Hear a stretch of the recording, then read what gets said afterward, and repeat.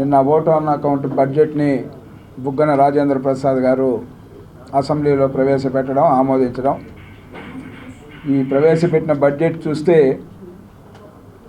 ఈ యొక్క రాష్ట్రంలో ప్రతిపక్ష నేతగా జగన్మోహన్ రెడ్డి ఇచ్చిన హామీలు ఏవైతే ఉన్నాయో హామీల్ని కనీసం చివరి సమావేశాల్లో అయినా ప్రజలకు క్షమాపణ చెప్తాడేమో అని చూసాం. కానీ ఏమాత్రం అబద్ధాలని పదే పదే వల్లించి ఏ విధంగా ఆంధ్రప్రదేశ్ ప్రజల్ని ఈ బడ్జెట్ల పేరుతో మోసగించాడో ఈ యొక్క క్రమంగా కూడా మొదటి నుంచి ఆయన ప్రవేశపెట్టిన బడ్జెట్ల రూపకల్పనే తెలియజేస్తూ ఉంది. బడ్జెట్లో చూపే అంకెలకి ఖర్చు పెట్టే అంకెలకి పొంతనుండదు ఎక్కడ. ఏదైతే ప్రతినిత్యం తన రాబడి ఏ విధంగా పెంచుకోవాలి, వ్యక్తిగత రాబడి ఏ విధంగా పెంచుకోవాలనే దానిపైన ఉన్న శ్రద్ధ ఈ రాష్ట్రంలో అభివృద్ధి కార్యక్రమాలు కానీ సంక్షేమ కార్యక్రమాలు కానీ ఏవి కూడా ప్రతిబింబించడం ఈ బడ్జెట్లో. ఏదైతే మద్యపాన నిషేధం అంచెలంచెలుగా నేను నిషేధిస్తానని చెప్పిన ముఖ్యమంత్రి జగన్మోహన్ రెడ్డి ఈరోజు ఆఖరి సమావేశాలు జరుగుతూ ఉన్నాయి. ఈరోజు మహిళలు, ఈ రాష్ట్రంలో ఉన్న మహిళలకు క్షమాపణ చెప్పని డిమాండ్ చేస్తూ ఉన్నాం అసెంబ్లీ సాక్షిగా. నువ్వు ఏదైతే హామీ ఇచ్చావో అంచెలంచెలుగా మద్య నిషేధం చేస్తానని దాన్ని పక్కన పెట్టడమే కాకుండా మద్యం పేరుతో ఈ రాష్ట్రాన్ని నాశనం చేసి ఏ విధంగా మద్యం ధరలను పెంచి ఏ విధంగా ప్రజలు నెత్తిన భారం మోపావో మనం చూసాం. సుమారు 70,000 మంది ఈ నాసీ రకం మద్యం సేవించి ఈ రాష్ట్రంలో అసువులు బాశారు. దానికి సమాధానం చెప్పని ఈరోజు అడుగుతా ఉన్నాం. ఏదైతే విద్యార్థులకు నువ్వు ఇచ్చిన హామీ ఏమైతే ఉందో యువతకు ప్రతి సంవత్సరం జాబ్ క్యాలెండర్ విడుదల చేస్తానన్నావు. క్షమాపణ చెప్పి ఈరోజు అసెంబ్లీ సాక్షిగా నీకు మనస్సాక్షి అనేది ఉంటే నువ్వు చెప్పిన మాటలు ఏవేవి చేయలేదో ఈరోజు అసెంబ్లీ సాక్షిగా ప్రజలకు క్షమాపణ చెప్పాలని డిమాండ్ చేస్తా ఉన్నాం. బడ్జెట్లో చూపిన దానికి నువ్వు ఏదైతే ఈరోజు ప్రజలందరూ కూడా ఈ యొక్క విద్యుత్ ఛార్జీల విషయంలో ఏం చెప్పావు నువ్వు ఎన్నికల ముందు? చంద్రబాబు నాయుడు పరిపాలనలో నాణ్యమైన విద్యుత్ ఇవ్వడం జరిగింది మేము. అదేవిధంగా ఒక్క పైసా కూడా గత 5 సంవత్సరాల్లో చంద్రబాబు నాయుడు గారి పరిపాలన మేము పెంచలా విద్యుత్ ఛార్జీలు. ఈరోజు నువ్వు సర్ఛార్జీల పేరుతో కోట్లాది రూపాయలు ప్రజల నుంచి వసూలు చేసిన మాట వాస్తవం కాదా, అవునా? ఈరోజు అసెంబ్లీ సాక్షిగా సమాధానం చెప్పని అడుగుతా ఉన్నాం. 9 సార్లు ఈ రాష్ట్రంలో కరెంటు ఛార్జీలు పెంచి సామాన్యులను నడ్డి విరిచింది నువ్వు కాదా? ముఖ్యమంత్రి సమాధానం చెప్పని అడుగుతా ఉన్నాం. ఈరోజు రాష్ట్రంలో నెలకొన్న పరిస్థితులు, నేను ఊర్లు కడతానన్నావు. మీరు ఇచ్చే అపార్ట్మెంట్లు ఏముంది, నేను ఊర్లు నిర్మిస్తానన్నావు. ఈరోజు నువ్వు ఇచ్చిన పట్టాలు ఎక్కడైతే ఇచ్చావో ఊరుకు దూరంగా ప్రజలు ఏ విధంగా నివాస యోగ్య ప్రాంతంగా ఉందో చెప్పమని చెప్తా ఉన్నాం. ఈరోజు అక్కడికి విద్యుత్ ఇచ్చావా, లేకపోతే రోడ్లు వేసావా, మంచినీటి సదుపాయం కల్పించావా? ఏ విధంగా ఊర్లు తయారవుతాయో నీకు తెలుసా ముఖ్యమంత్రి అని ఈ సందర్భంగా ప్రశ్నిస్తూ ఉన్నాం. అదేవిధంగా చూస్తే రాష్ట్ర వ్యాప్తంగా చూస్తే వెనుకబడిన వర్గాలకు సంబంధించి ఈరోజు రాష్ట్రంలో నెలకొన్న పరిస్థితులు ఒకసారి చూస్తే 75,000 కోట్లు సప్లాన్ నిధులు బీసీలని దగా చేసింది నువ్వు కాదా ముఖ్యమంత్రి? సమాధానం చెప్పి ఈరోజు ఎందువల్ల బీసీ సప్లాన్ నిధుల్ని దారి మళ్లించావు? వెనుకబడిన వర్గాలన్నీ కూడా ఈరోజు ప్రశ్నిస్తా ఉన్నాం. అదేవిధంగా ఎస్సీ సప్లాన్ నిధులు కానీ ఎస్టీ సప్లాన్ నిధులు కానీ ఈ నిధులనంతా ఎందువల్ల దారి మళ్లించావో ప్రజలకు అసెంబ్లీ సాక్షిగా క్షమాపణ చెప్పాలని మేము డిమాండ్ చేస్తా ఉన్నాం. అదేవిధంగా విద్యా దీవెన పేరుతో 7 లక్షల మంది విద్యార్థుల కోత విధించావు నువ్వు. అంటే పేద ప్రజలు విద్యను కూడా అభ్యసించడానికి ఈ రాష్ట్రంలో నువ్వు ఉక్కు పాదంతో అణిచేశావు.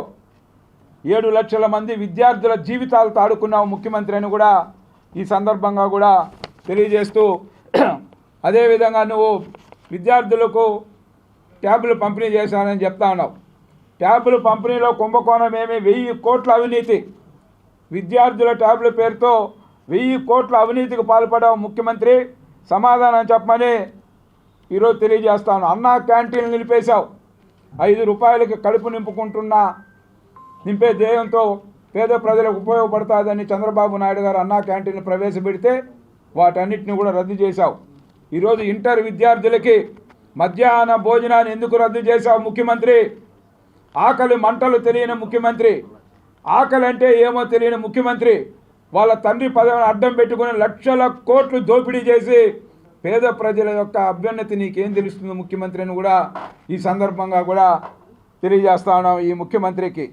అదేవిధంగా ఈరోజు రాష్ట్ర వ్యాప్తంగా కూడా జరుగుతున్న అనేక కార్యక్రమాలు మనం చూస్తే తిరుపతిలో జరుగుతున్న పరిస్థితులు ఒక్కసారి ఏదైతే భారీ ఎత్తున నిన్న కూడా మేమందరూ వెళ్ళాం, సుగుణమ్మ గారు మేమంతా కూడా వైసీపీ ఇళ్లలో భారీ ఎత్తున దొంగ ఓట్లు నమోదు కాబడి ఉన్నాయి.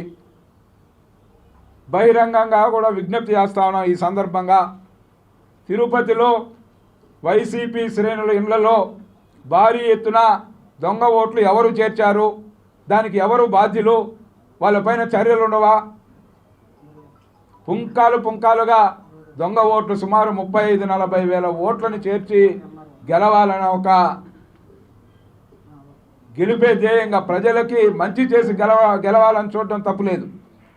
ప్రజల యొక్క ఆదరాభిమానాలు పొంది 5 సంవత్సరాలు ఎమ్మెల్యేగా పనిచేశాం, మమ్మల్ని ఆదరించి గెలిపించండి, మా ప్రభుత్వం జగన్మోహన్ రెడ్డి ఈ కార్యక్రమాలు చేశారు, మమ్మల్ని ఆదరించండి అంటే తప్పులేదు. కానీ దొంగ ఓట్లను అడ్డం పెట్టుకొని వేల ఓట్లని ఈరోజు తిరుపతి వైసీపీ నాయకుల ఇళ్లలో నమోదు కాబడిన దొంగ ఓట్ల పరిస్థితిపై బహిరంగంగా కూడా రాష్ట్ర ఎన్నికల కమిషన్, కేంద్ర ఎన్నికల కమిషన్ని కోరుతా ఉన్నాం. తిరుపతి దొంగ ఓట్ల పైన సమగ్రంగా కూడా మేము చెప్పేది కాదు, ఒక అఖిలపక్షం ఏర్పాటు చేస్తే ఎన్ని దొంగ ఓట్లు ఉన్నాయో ఒక వారంలో తెలిసిపోతుంది. కాబట్టి ఇలాంటి కార్యక్రమాలు కానీ ఇంకా టీటీడీని చూస్తే మొత్తం ధ్వంసం చేసే కార్యక్రమం, సివిల్ వర్కుల పేరుతో కోట్లాది రూపాయలు ధ్వంసం చేస్తూ ఉన్నారు దేవుని సొమ్ముని. ఖచ్చితంగా తిరుమల తిరుపతి దేవస్థానంలో జరిగే ప్రతి వర్క్ని పునఃసమీక్షించడం జరుగుతుంది. ఎన్నికల ముందు రాజకీయ లబ్ధి కోసం ఏవైతే వర్కులు కేటాయించి పనులు జరుగుతూ ఉన్నాయో కాంట్రాక్టర్లు కూడా గుర్తుపెట్టుకోండి, ఆషామాషిగా వదిలే ప్రసక్తే ఉండదు. కాబట్టి వీటన్నిటిపైన ప్రభుత్వం వచ్చిన వెంటనే పునఃసమీక్షిస్తాం. వెంకటేశ్వర స్వామి సంబంధించి ₹1 అవినీతి జరిగినా దానికి వెలికి తీస్తామని కూడా ఈ సందర్భంగా కూడా హెచ్చరిస్తూ, తిరుపతి అభివృద్ధిలో తెలుగుదేశం పార్టీ చెప్పుకోవాలి ఏమి అభివృద్ధి కార్యక్రమాలు చేశామని. ఈరోజు సోషల్ మీడియాలో కొన్ని చూస్తూ ఉంటే నవ్వేస్తుంది.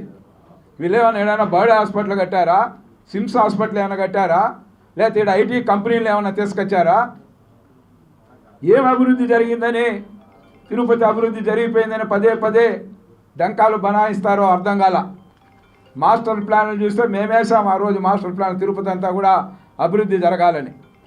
కానీ ఆ మాస్టర్ ప్లాన్లు, టీడీఆర్ బాన్లు, పుంకాలు కూడా కథనాలకి ఎవరు సమాధానం చెప్తారు?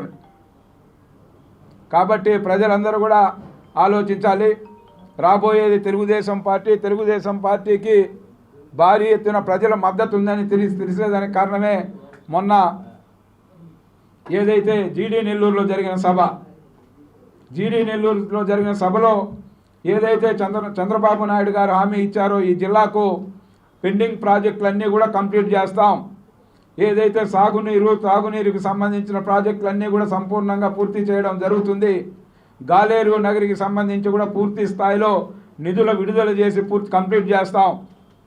మా నాయకుడు విజన్ ఉన్న నాయకుడు కాబట్టి ఈ యొక్క జిల్లా అభివృద్ధికి ఆయన చేసిన ఎన్టీఆర్ జలాశయం కావచ్చు, తెలుగు గంగా ప్రాజెక్టులు కావచ్చు, ఎన్టీ రామారావు చంద్రబాబు నాయుడు గారిలో జరిగిన అనేక ప్రాజెక్టులు కూడా ఈరోజు ప్రజలందరూ కూడా మర్చిపోరు, చిరకాలంగా గుర్తుంచుకుంటారు. అది అభివృద్ధి అంటే పేపర్లకు పరిమితం అయిపోయి ఏదో సోషల్ మీడియాకు పరిమితమై అభివృద్ధి కాదు మేము చేసింది.